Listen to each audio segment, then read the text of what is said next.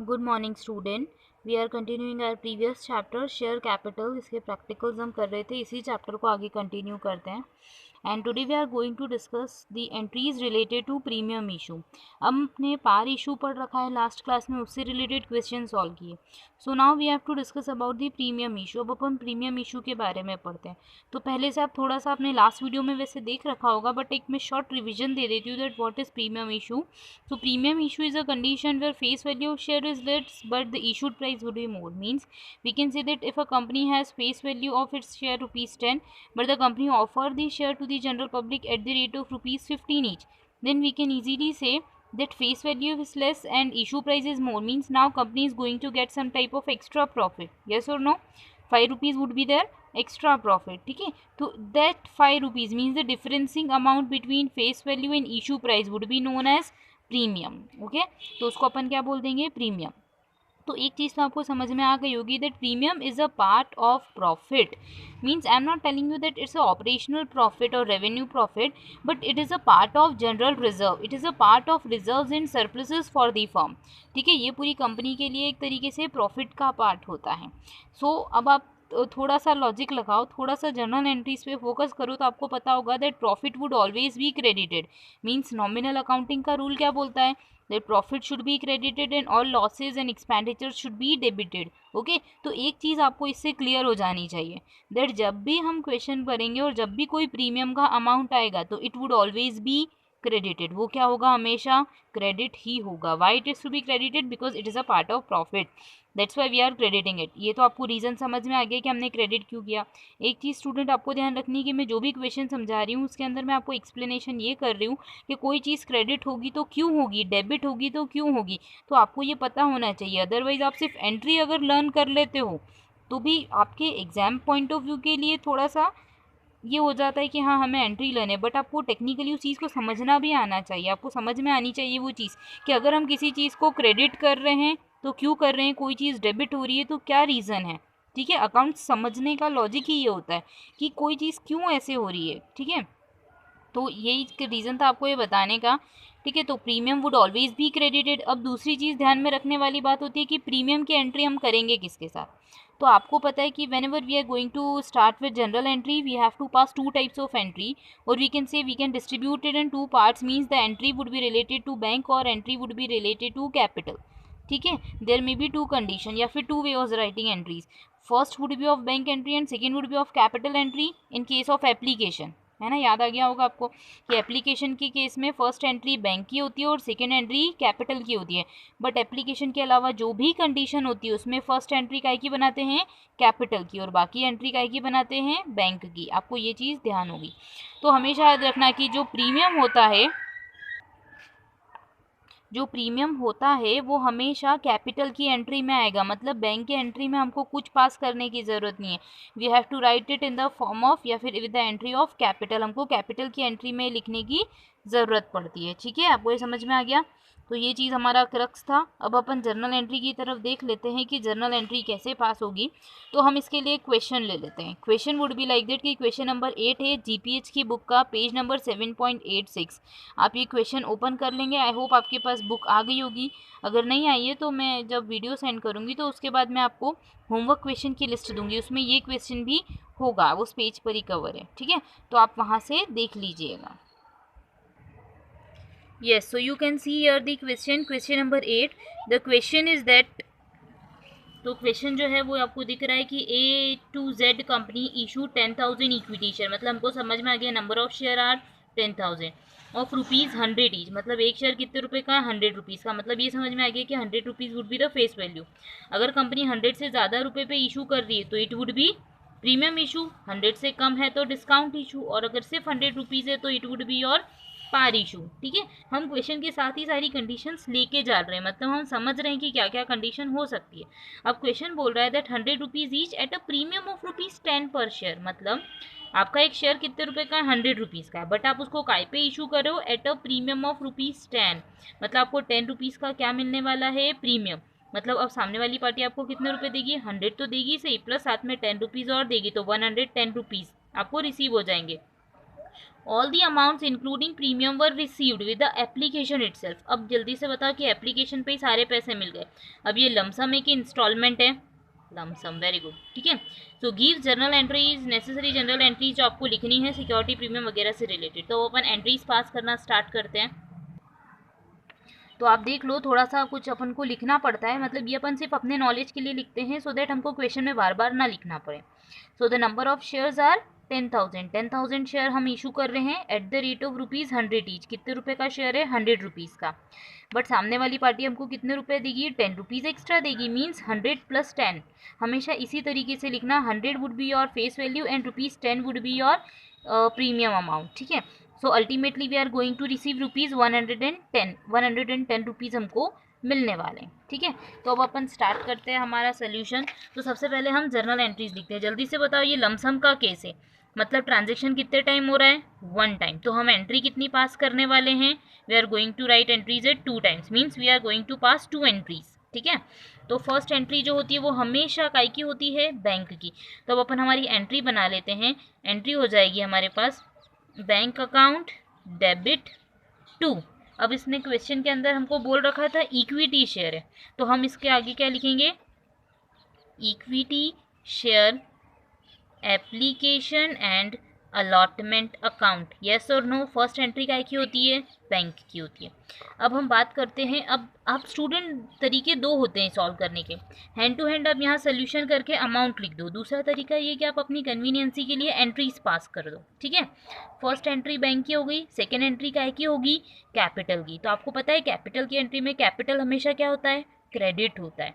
और ये share application and allotment जो अभी क्रेडिट था वो क्या हो जाएगा? डेबिट, ठीक है। तो अब अपन एंट्री पास कर देते। अब एंट्री हो जाएगी हमारे पास, ये जो क्रेडिट है उसी को साइमल्टेनियसली डेबिट कर देंगे।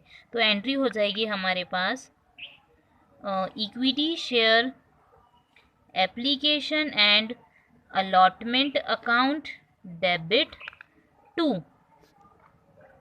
Equity share capital account. अब आपके माइंड में क्वेश्चन आना चाहिए कि मैम 10 रुपीज़ तो एक्स्ट्रा मांगे हैं, तो 10 रुपीज़ काय के हैं? प्रीमियम के हैं। तो premium would always be credited. और दूसरी चीज़, प्रीमियम कौन सी एंट्री में आता है? कैपिटल की एंट्री में आता है। जब जब आप क्वेश्चन करोगे तो आपको आपके माइंड से यही बात करनी है कि premium would always be credited and it would be recorded with the entry of capital.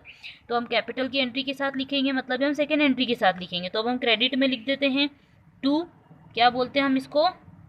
Security premium, ठीक है, to security premium account, okay. अब अपन अमाउंट कैलकुलेट कर लेते हैं, ठीक है। तो अमाउंट जो होगा वो क्या हो जाएगा? हमारे पास नंबर ऑफ शेयर कितने हैं? 10,000, क्वेश्चन में ही दे रखा है, तो लिख देते हैं हम 10,000 मल्टीप्लाई बाय, जल्दी से बताओ सामने वाली पार्टी हमको कितने रुपए देने वाली है? 110। कितने रुपए हमको मिलने वाले हैं? 110। तो अब अपन अल्टीमेटली लिख देते हैं कि हमारे पास कितने रुपए आने वाले हैं। तो हमारे पास आने वाले हैं रुपये कितने? 11 लैक्स। 11 1 2 1 2 3, ठीक है। तो यहाँ पे अपन ने 11 लाख रुपीज़ का फिगर लिख दिया। अब फर्दर यहाँ पे जल्दी से देखो कि equity share application and allotment कितने रुपए से लिखा है? 11 लाख से क्रेडिट है, तो डेबिट भी कितने से होगा? 11 लाख रुपीज़ से। 11 1 2 1 2 3, 11 लाख रुपीज़ हो गए। अब जल्दी से देखो शेयर कैपिटल में कितने रुपये जाएंगे? 100 रुपीज़। कितने रुपये जाएंगे? 100 रुपीज़। मतलब यहाँ पे कितने रुपये चले जाएंगे? 10 लाख।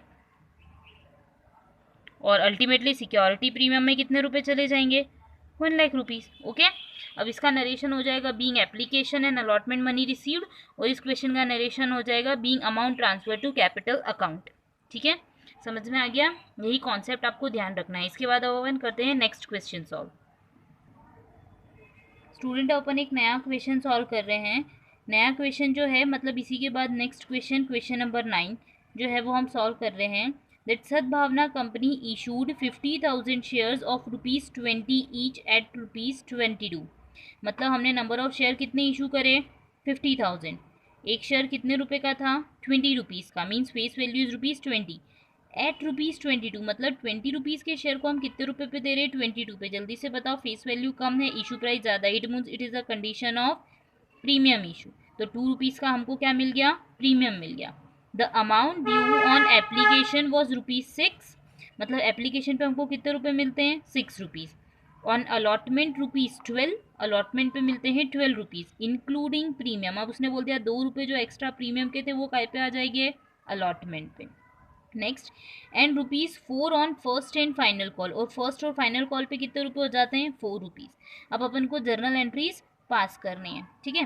तो अब अपन सबसे पहले ये सारी जो इंपॉर्टेंट चीज़ें हैं ये लिख लेते हैं, फिर अपन जर्नल एंट्रीज पास करेंगे। So you can see here कि मैंने इंपॉर्टेंट चीज़ें लिख ली हैं।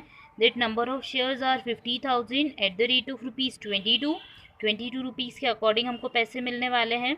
और इसका सेग्रीगेशन लिख दिया है 6 + 12 + 4। As you can see in your question information यही दे रखी है, ठीक है।